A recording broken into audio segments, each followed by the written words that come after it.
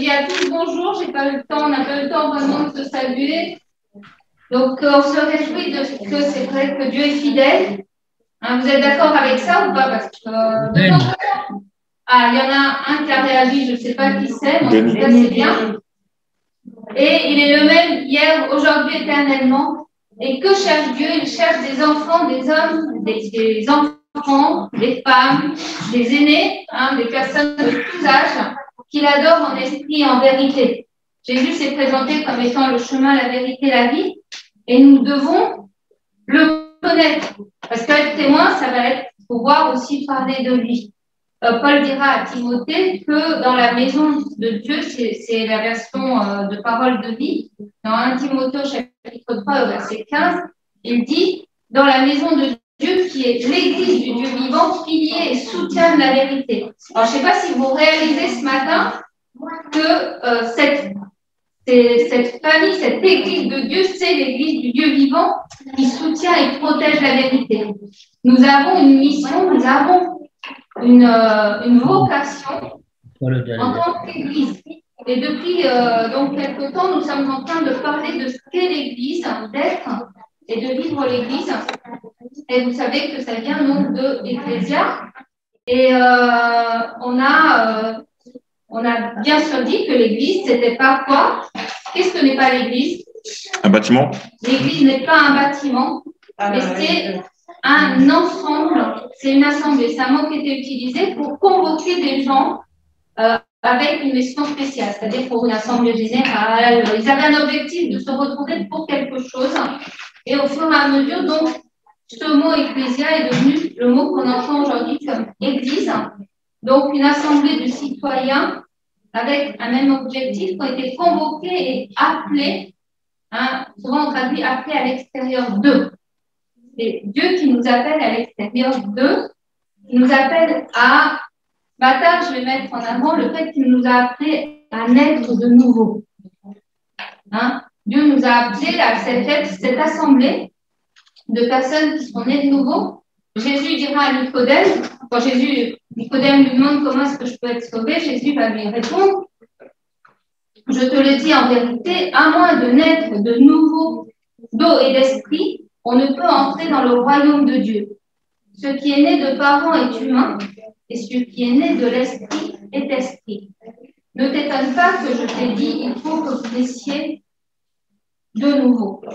Et dans ce même évangile de Jean, Jean dira, ceux qui ont accepté la parole et ceux qui croient en son nom, ils ont reçu le pouvoir de devenir enfants de Dieu, lesquels sont nés non du sang, ni de la volonté de la chair, ni de la volonté de l'homme, mais de Dieu. Donc, j'ai envie de dire que l'Église commence par des gens qui viennent de naître. Ça commence par un rassemblement de bébés, de gens qui vont recevoir et expérimenter la parole de Dieu. Et ce matin, on va mettre en avant que si ce sont des personnes qui sont nées de nouveau, qui sont des enfants de Dieu, comme nous le disons, cela nous amène à réfléchir sur l'Église, notre famille, notre nouvelle famille. Tout à l'heure, je disais qu'on était des personnes de tous les pays, et pourtant, on est de la même famille. Ça peut paraître bizarre, non? Ça ne vous semble pas bizarre, des fois, de dire, si on est la même famille, parce qu'on a un père qui est notre père en commun. Donc, on va partager une petite vidéo ensemble pour découvrir qu'est-ce que la famille. C'est très précieux, une famille. La famille, pour nous, c'est 9 enfants. 4 pour moi et 5 pour elle. La famille, c'est le groupe de base de la société, surtout. C'est l'amour. Famille, tout ce qui est parents, cousins, les frères et sœurs. La famille, c'est un noyau où on est bien. C'est des personnes ayant des liens de sang et puis qui ont aussi des liens de cœur. Une famille, c'est d'abord une mère, un père, puis des frères, des sœurs vivent en convivialité. Moi je dirais que c'est pas forcément un lien de sang, une famille, c'est vraiment quelqu'un qui est là pour toi et qui crée une communauté et un groupe plutôt. On peut compter sur sa famille, donc c'est un gros soutien dans la vie. C'est des parents, des enfants qui peuvent être adoptés ou pas. Je pense que sans famille, on peut pas vivre. D'être la maman, le papa et les enfants, quoi. Ça, c'est une famille, quoi. C'est plusieurs personnes qui vivent avec une unité, autour d'une unité commune. Oh, la question que vous sortez, là. Il faut 4 heures pour réfléchir, là, comme au bac. Une famille, c'est la femme, l'homme, les enfants. Et puis l'autre famille, c'est le père, la mère, et les grands frères, les grandes sœurs, et puis bon, etc., etc. La famille, pour moi, c'est ce qu'il y a de mieux autour de soi, quoi. Mais en tout cas, pour la plupart des Français, on nous a dit que pour 75% des Français, le cercle familial repose principalement sur le couple des enfants. Et il s'agit d'une zone de bienveillance, le premier cercle de sociabilité, de solidarité, de réconfort, qui est petit mais aussi solide, au sein duquel les individus savent qu'ils peuvent compter les uns sur les autres. Mais les Français pensent aussi que vivre ensemble ne signifie pas qu'on partage les mêmes valeurs. Vivre ensemble ne signifie pas que l'on se ressemble.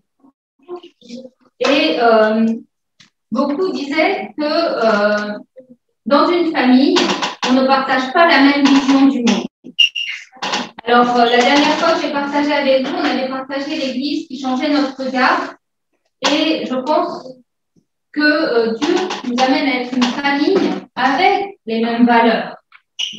Nous ne sommes pas une Église, nous ne sommes pas une famille qui va être juste dans le vivre ensemble, mais on va être dans une famille qui va partager des valeurs, qui va avoir la même vision du monde. Parce que notre regard, notre entendement va être changé. Et le fait de naître de nouveau va nous donner un ADN commun. Qu'est-ce qu'un ADN? On nous dit que l'ADN, c'est la molécule qui est porteuse d'une information génétique. C'est-à-dire que dans l'ADN, on va voir son hérédité. On va voir, on aurait pu demander, je crois que c'est ta spécialité, à quoi, non, Hermione, ce genre de choses. C'est vrai, je n'y ai pas pensé, je t'aurais appelé avant parce que je n'ai pas trop compris, mais je sais que l'ADN, c'est ce qui fait qu'on ressemble à nos parents, par exemple. Hein, il va y avoir des traits d'hérédité, on va avoir des traits physiques, on va avoir même des fonctionnements de nos cellules qui vont évoluer de la même façon.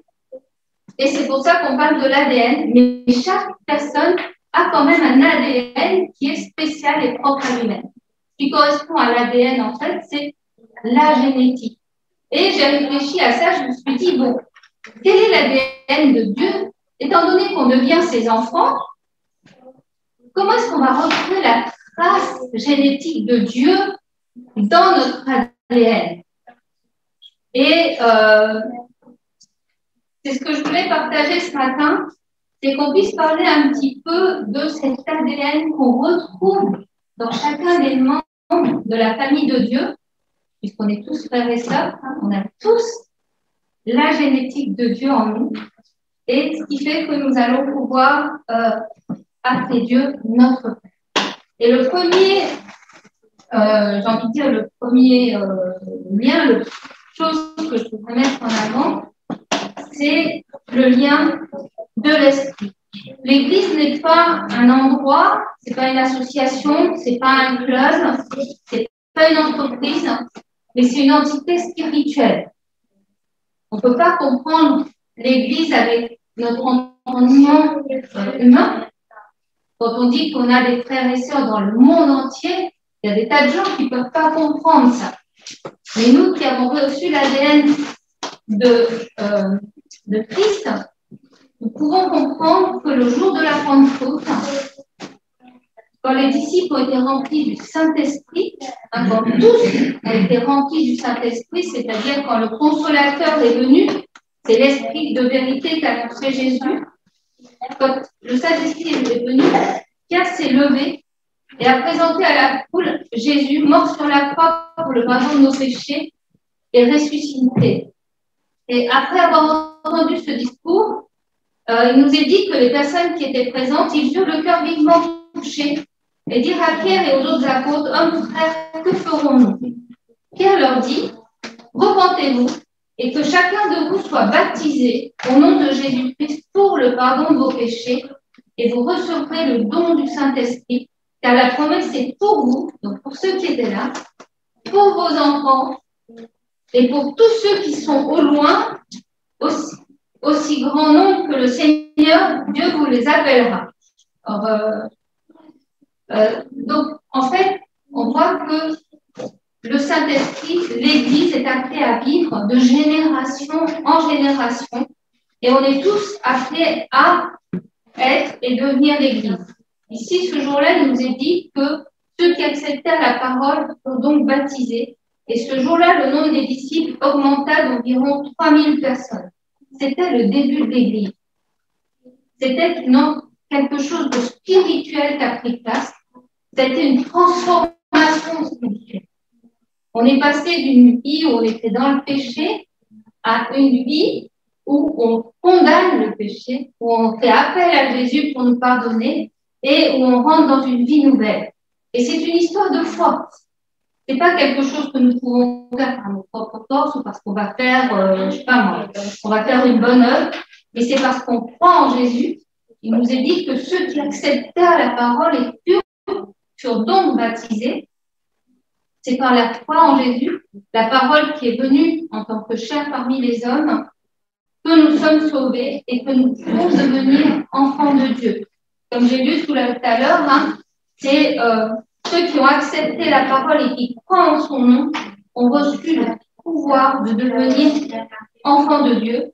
Et Dieu veut être le Père de tous les êtres humains. Il ne va pas faire de distinction de personne. Ce jour-là, à Jérusalem, il y avait des gens de toutes les nations qui étaient là. Il y avait aussi des gens qui étaient venus, qui n'étaient pas du tout dans la juif, forcément, mais ils sont rentrés dans une relation avec le Père par la repentance, par le pardon, par la justification, la purification, et aussi ils se sont consacrés en engageant leur vie et en prenant le baptême devant Dieu. Et dans l'Ancien Testament, c'est vrai qu'on parle de peuple, on parle beaucoup plus du peuple, mais avec Jésus, c'est comme si Dieu va se présenter de façon personnelle et individuelle. On a chacun une démarche à faire, on a chacun une prise de conscience à avoir. Et c'est ce que Pierre dit. Quand Pierre s'adresse à tous, il s'adresse à chacun. Et quand Dieu s'adresse à l'Église, c'est-à-dire à ses enfants, il s'adresse à chacun de nous.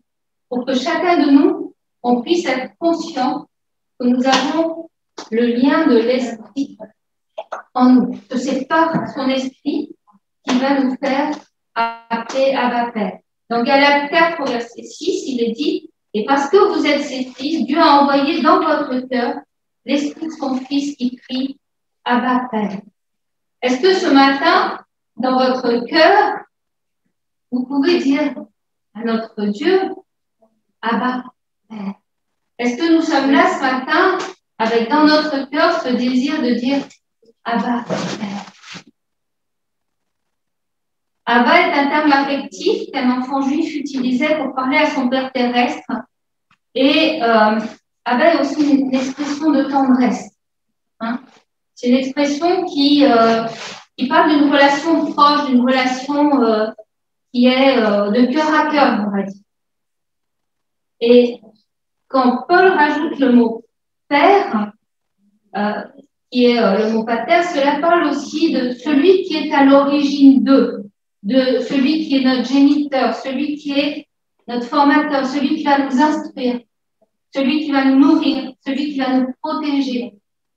Et par conséquent, quand on dit Abba, Père, il y a non seulement cette notion de tendresse, cette notion affective, cette notion de cœur, mais il y a aussi cette notion de considérer l'apport du Père, que le Père nous apporte.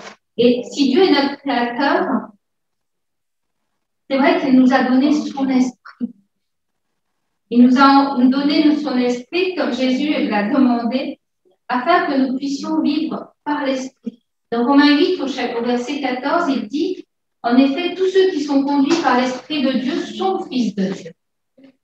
Et vous n'avez pas reçu un esprit d'esclavage pour être encore dans la crainte, mais nous avons reçu un esprit d'adoption par lequel nous crions Abba, Père. Et l'Esprit lui-même rend témoignage à notre esprit que nous sommes enfants de Dieu. Dans l'Église, nous sommes cette famille où chacun de nous avons, par le Saint-Esprit, ce témoignage que nous sommes son enfant. Et ce matin, on peut prendre le temps, quelques secondes, de réaliser que nous sommes enfants de Dieu. Nous sommes l'enfant de celui qui a le cœur tendre, mais nous sommes aussi l'enfant de celui qui est notre Créateur, de celui qui nous connaît avant notre naissance, de celui qui nous nourrit, celui qui nous apprend à marcher dans la vie, celui qui nous protège, celui qui nous donne tout ce qu'il est. Tout à l'heure, dans sa prière, Maïra, elle a dit « Tu ne peux pas nous donner plus que tout ce que tu nous as déjà donné. » Dieu nous a donné Jésus. Il nous a donné un trésor qui est inexprimable. Il nous a donné de plus grand, ce qui va faire que nous pouvons alors tenir ferme, quelle que soit la situation, qui est la pandémie, qui est des tremblements de terre, qui est des signes, comme des signes précurseurs du retour de Jésus. Toutes ces choses-là vont nous permettre de rester fermes parce que nous avons cette conviction dans notre cœur, l'esprit qui rend témoignage à notre esprit que nous sommes enfants de Dieu. Et dans Romains 8, au verset 7, il dira, c'est un petit peu avant, il n'y a donc aucune condamnation, on l'a chanté tout à l'heure, pour ceux qui sont en Jésus-Christ, qui ne vivent pas conformément à leur nature, mais conformément à l'esprit. C'est-à-dire qu'en fait, les enfants de Dieu, nous n'allons pas vivre conformément à notre nature propre, mais nous allons vivre conformément à l'esprit, cet ADN qui va faire que notre comportement il va changer. Cet ADN qui va faire que les gens autour de nous vont pouvoir voir un trait physique même, j'ai envie de dire, pour pouvoir voir visuellement quelque chose que les autres n'ont pas. Ils vont voir quoi? Ils vont voir la foi et ils vont voir Jésus en nous. Amen. Donc, nous ne sommes pas animés par notre nature morte, mais par l'esprit qui habite en vous. Et si quelqu'un n'a pas l'esprit de Christ, c'est qu'il ne lui appartient pas. Alors, ce matin, j'ai envie de nous poser cette question. Si l'esprit de Christ est en moi, est-ce que je vis selon l'esprit de Christ? Est-ce que je vis selon son esprit, selon ses ordonnances? Et Pierre dira que si comme un père, vous faites appel à lui, c'est dans 1 Pierre 1,17, je crois que le verset peut s'afficher. Si comme un père que vous faites appel à celui qui juge chacun conformément à sa manière d'agir sans faire de favoritisme, notre Père ne fait pas de favoritisme. Conduisez-vous avec une crainte respectueuse pendant le temps de votre séjour sur terre. Vous savez que nous sommes là, nous sommes des passagers sur la terre, on n'est pas des touristes. Parce qu'on va laisser quelque chose. On est des passagers. Vous le savez, en été, ce n'est pas par des choses corruptibles comme l'argent ou l'or que vous avez été rachetés de la manière de vivre dépourvue de sens que vous avez transmise vos ancêtres, donc c'est-à-dire ceux qui ne connaissaient pas Dieu, mais par le sang précieux du Christ qui s'est sacrifié comme un agneau sans défaut et sans tache. Ici, il nous est dit que le sang précieux de Christ nous a rattachés. Et je voudrais voir ce deuxième lien qu'on retrouve dans l'ADN de chaque membre de la famille de Jésus, de la famille de Dieu. C'est que nous allons avoir un lien qui va produire de l'espérance dans notre cœur, qui va produire de l'espérance dans notre famille. Et cette espérance va être liée au lien du sang. Dans l'interview tout à l'heure, dans le micro-trottoir, il y en a qui disaient c'est les liens du sang, la famille. Et ce matin, réalisons que nous avons le lien du sang dans la famille de Dieu. Nous avons tous dans notre ADN la marque du sacrifice de Jésus, la marque de cette nouvelle alliance. Et vous savez que le sang de Jésus a été versé pour nous amener à être purifiés de nos péchés. Depuis la Genèse, le sang, il nous est dit que sans effusion de sang, il n'y a pas pardon des péchés. Depuis la Genèse, on a Dieu a sacrifié un animal, a versé le sang pour prendre la honte d'Adam et Ève. Ils ne pouvaient plus se présenter devant Dieu. Ils avaient réalisé qu'ils étaient nus, ils avaient honte, ils se cachaient. Mais Dieu a rétabli quelque chose. Ensuite, Dieu a voulu, pendant la première Pâque, il a demandé de tuer un agneau et de mettre sur des planches afin d'éviter que la mort s'arrête dans les maisons et de permettre la libération du peuple d'Israël. Et c'est encore dans cette optique-là que le Père a envoyé Jésus, non pour juger le monde, mais pour que le monde soit sauvé par lui. Lors de sa première Pâque, alors que Jésus était à table avec ses disciples, je ne sais pas si vous avez tous chez vous le pain et le vin, mais nous allons nous rappeler de ce moment où Jésus, à la table, a scellé cette nouvelle alliance. Et Paul dira, faites ceci en mémoire de moi toutes les fois que vous en boirez. En effet, toutes les fois que vous mangez ce pain et que vous buvez cette coupe, vous annoncez la mort du Seigneur jusqu'à ce qu'il vienne. Aujourd'hui, nous sommes ensemble et nous voulons nous souvenir, en tant que famille, en tant qu'enfants de Dieu, que Dieu a envoyé Jésus et que c'est un miracle que nous puissions être reçus dans la maison de Dieu, que nous puissions être appelés enfants de Dieu. En effet, alors que nous étions encore sans force, Christ est mort pour nous, des pécheurs, au moment fixé. À peine mourrait-on pour un juste, peut-être accepte-t-on de mourir pour quelqu'un de bien. Mais voici comment Dieu prouve son amour envers nous. Dieu a prouvé son amour envers nous, alors que nous étions encore des pécheurs. Christ est mort pour nous. Puisque nous sommes maintenant considérés comme justes grâce à son sang, nous serons à bien plus forte raison sauvés par lui de la colère de Dieu.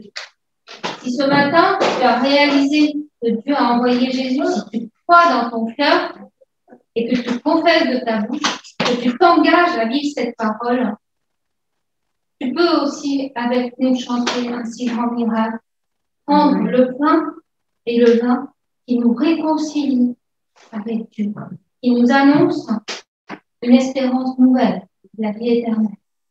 Dans Éphésiens 2, au verset 19, il est dit, vous n'êtes plus des étrangers, ni des résidents temporaires, vous êtes au contraire des concitoyens, concitoyens des saints, membres de la famille de Dieu. Vous avez été édifiés sur le fondement des apôtres et prophètes, Jésus-Christ lui-même étant la pierre angulaire. C'est en lui que tout l'édifice bien coordonné s'élève pour être un temple saint dans le Seigneur. C'est en lui que vous aussi, donc que nous aussi, nous avons été édifiés pour former une habitation de Dieu en esprit. Dieu a envoyé Jésus pour que nous puissions avoir dans notre ADN le lien du sang qui purifie, le lien du sang qui nous pardonne, le lien du sang qui va nous donner une nouvelle alliance avec Dieu. Et quand on parle d'alliance, Johnny et Maëva pourraient peut-être nous en parler, quand on parle d'alliance, on va parler d'une dépendance l'un avec l'autre. Et Dieu amène une dépendance entre lui et chacun de nous, mais aussi nous devenons dépendants les uns des autres. Parce que nous formons un corps, nous formons une famille. Dans une famille, on est dépendants les uns des autres. Il y a des parents, des enfants, des grands-parents. Les plus petits, on va leur apprendre à marcher, on va les soutenir. Ceux qui sont plus âgés vont être là, ils vont nous encourager. Ils vont pouvoir nous porter aussi. Ceux qui ont des expériences, ils vont pouvoir, j'ai envie de dire, témoigner, nous partager ce qu'ils ont appris. Et c'est une alliance qui est là, dans la famille de Dieu.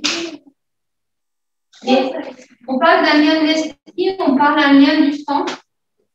Et tu peux être là ce matin en connaissant toutes ces choses, en te disant, oui, pour moi, il n'y a pas de problème. j'ai le lien de l'esprit, j'ai le lien du sang. Et j'ai envie de te demander dans ton ADN, est-ce que tu as la plus grande motivation de Dieu, le plus gros, hein, celui qui va apparaître de façon le plus visible, non seulement à l'intérieur de la famille, mais aussi quand on va être à l'extérieur de la famille, le lien de l'amour. Dieu est amour. Si Dieu est esprit, il est aussi amour. Et là, c'est l'ADN qu'on va trouver dans le cœur de Dieu. Dieu va nous transmettre,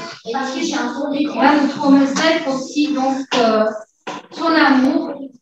Et je pense que la plus grande, la meilleure façon de voir l'amour du cœur de Dieu, c'est de pouvoir parler donc de cette parabole que Jésus dit et présente aux pharisiens qui sont la parabole du père et des deux fils. Donc, vous connaissez tous l'histoire. Un homme a deux fils. Hein, ils sont tous dans la maison. Il prend soin d'eux. Il pourvoit leurs besoins. Il s'occupe d'eux. Et puis, un jour, il y en a un qui dit, moi, je vis ma vie comme je suis héritier. Hein, est-ce que tu peux me donner ma part d'héritage? Donc, le père donne son héritage à son fils qui s'en va et qui vit sa vie. Il va tout dépenser, il va se retrouver sans rien, il va se retrouver à être dans des petits boulots, à travailler avec des cochons, il va se retrouver dépourvu de toutes choses. Et un jour, il va réfléchir, il va se dire, mais comment est-ce que j'ai fait? Pourquoi est-ce que je suis partie loin de la maison de mon père? Et pendant tout ce temps-là, on voit que dans cette parabole, Jésus montre un père qui est inquiet, un père qui attend le retour de son fils. Parce que le cœur de Dieu s'inquiète pour ses enfants. Est-ce que nous sommes conscients que le cœur de Dieu s'inquiète? Il s'inquiète quand il voit qu'on prend un mauvais chemin. Il s'inquiète quand il voit qu'on ne valorise pas la maison, qu'on ne valorise pas ce qui est entre nos mains. Et le père, il a pas retenu son fils, il lui a dit, OK, tu veux y aller, vas-y. Mais il savait qu'un jour, son fils reviendrait. Et peut-être que dans ta maison, peut-être que tu connais quelqu'un, peut-être que des fois, toi-même, tu te dis, bon, je suis partie, j'ai envie de vivre ma vie, Mais le père, il attend. Aujourd'hui, le père, il t'attend. Même si tu es loin, même si tu es en train de garder les cochons quelque part, le cœur du père, il est toujours soucieux du bien-être de son fils, de ses enfants. Et il sait qu'il n'y a pas de meilleur endroit que d'être dans la maison avec lui, que d'être auprès de lui. Et ce fils, un jour, il est revenu. Et le père, qu'est-ce qu'il a senti, le père, quand il a vu son fils au loin venir? Il a attendu.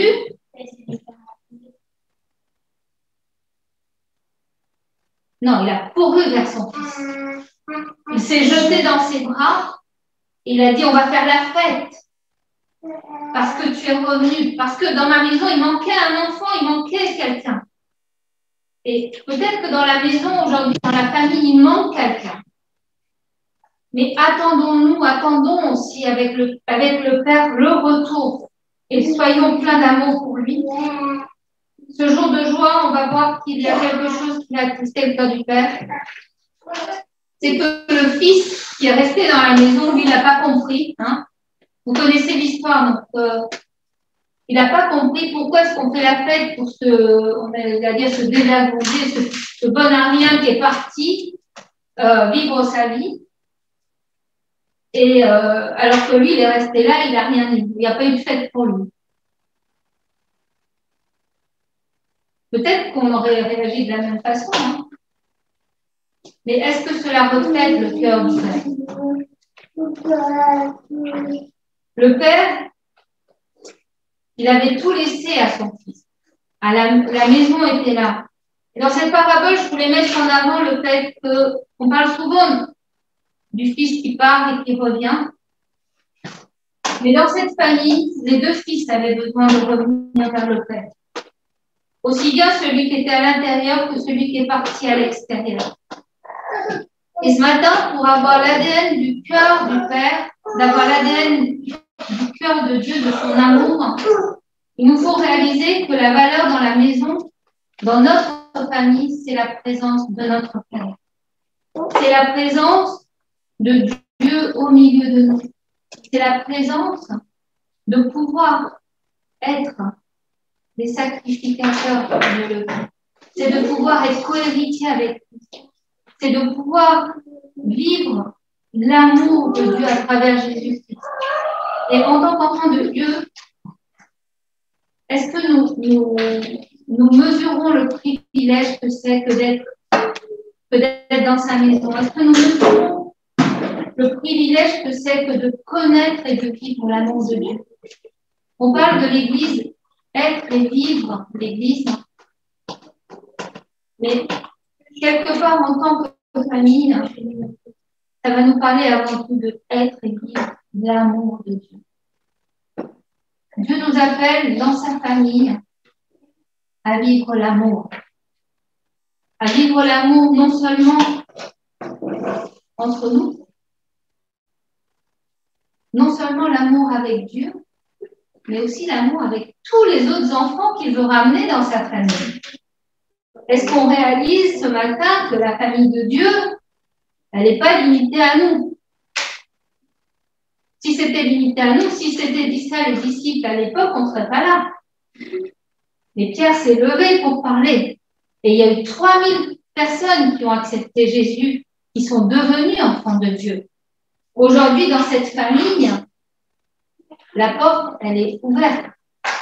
Aujourd'hui, avec le Covid, on ne fait pas des grands repas, hein, mais je veux dire, la table, elle va parcourir toutes les rues du 17e. On pourrait avoir une tablée qui fait toute la rue, qui fait tous les pays. En tout cas, il est important de réaliser que si nous sommes l'Église, la famille de Dieu, nous ne sommes pas limités à ce que nous sommes aujourd'hui, mais que nous sommes appelés à grandir, car il y aura toujours de nouvelles personnes que Dieu veut rajouter dans sa famille. Il faut que nous puissions avoir une famille, une multitude qui va être présente avec nous, qui va être là, qui va adorer Dieu. Dans l'Apocalypse, il est dit qu'il y a des personnes de tous les peuples, de toutes les nations qui élèvent leur voix vers Dieu. Et on est appelé à être cette famille. Ce matin, dans l'ADN que Dieu nous donne, l'ADN de son esprit, l'ADN de son sang qui est là, et aussi l'ADN de son amour, réalisons que l'amour est le plus grand. Sans amour, tout ce que nous allons faire ne va pas avoir de valeur. Il suffit de lire 1 Corinthiens 13, vous connaissez tous presque par cœur ce passage-là. Il est dit, même si je parle dans d'autres langues, même si je connais tout de Dieu, mais que je n'ai pas d'amour, même si je fais les plus grandes œuvres, tout ce que je fais, ça sert à rien. Et dans la famille de Dieu, il nous faut avant tout que l'amour prenne sa place. Ce matin, je crois que Dieu nous invite à ce qu'on puisse vivre l'amour au milieu de nous. Dans 1 Jean 4, verset 9, il est dit, voici comment l'amour de Dieu s'est manifesté envers nous. Dieu a envoyé son Fils unique dans le monde afin que par lui nous ayons la vie. Et cet amour ne consiste pas dans le fait que nous avons aimé Dieu, mais dans le fait que lui nous a aimés et envoyé son Fils comme victime expiatoire pour nos péchés. Quant à nous, nous l'aimons parce qu'il nous a aimés le premier. Si nous sommes là dans l'Église et nous faisons partie de sa famille, c'est déjà parce que Dieu nous a aimés le premier. Aujourd'hui, c'est notre tour de l'aimer lui, mais aussi d'aimer notre prochain pour que nous puissions avoir de nombreux frères et sœurs, que nous puissions nous multiplier, que nous puissions aller au-delà de ce que nous sommes aujourd'hui. Et avoir les gènes, l'ADN, c'est un héritage. Est-ce que tu veux transmettre cet héritage? Est-ce que tu veux transmettre cet héritage autour de toi? Cet héritage qui nous donne un cadeau sans pareil, ce cadeau, c'est la vie éternelle.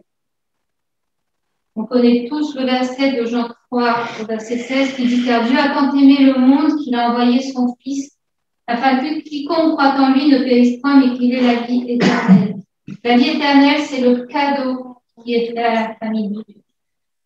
Non seulement nous sommes là aujourd'hui, mais nous allons être ensemble pour l'éternité. Il y en a peut-être qui se disent « Oh là là, on va être ensemble pour l'éternité. » Oui, on est ensemble pour l'éternité. Et on doit se réjouir de ce que Dieu nous appelle à être des frères et sœurs pour l'éternité ensemble.